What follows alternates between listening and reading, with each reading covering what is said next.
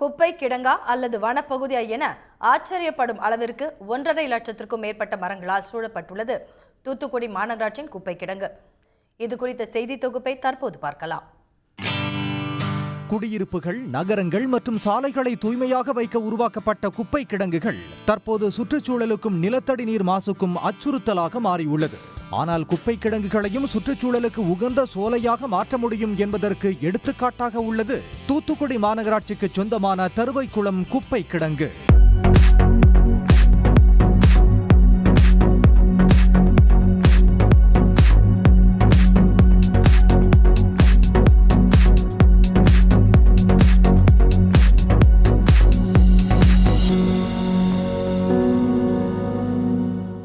வாகை, புங்கை, வேம்பு, தேக்கு என 1.5 லட்சத்திற்கும் மேற்பட்ட 300 வகையான மரங்கள், மல்பீரியன், அத்தி, கொய்யா என கொத்து கொத்தாக காய்த்து தொங்கும் பழங்கள், தக்காளி, கத்தரிக்காய், சுரக்காய், புளியங்காய் என விளையும் காய்கறிகள் என மியாவாக்கி காடு வளர்ப்பு முறையில் மாற்றம் கண்டுள்ளது தருவைக்குளம் குப்பை கிடங்கு.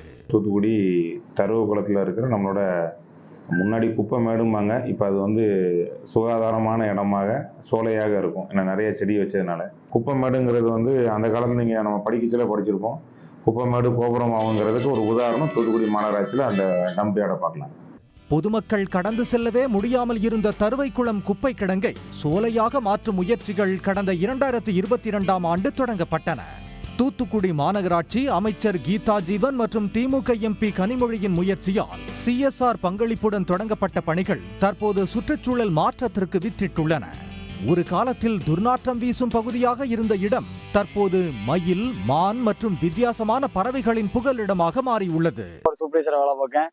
இங்க முதல்ல இந்த இடங்கள்லாம் குப்பை காடா கிடந்தது.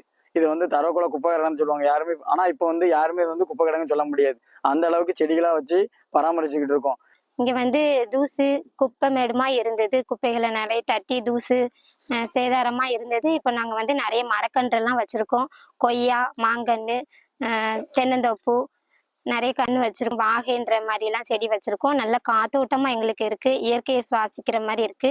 நீர் சேமிப்பு முறைக்கும் தருவைக்குளம் குப்பை கிடங்கு எடுத்துக்காட்டாக உள்ளது. 526 ஏக்கர் பரப்பளவில் வளர்க்கப்படும் மரங்கள் மற்றும் செடிகளுக்கு சுத்திகரிக்கப்பட்ட கழிவுநீர் பயன்படுத்தப்படுவது குறிப்பிடத்தக்கது.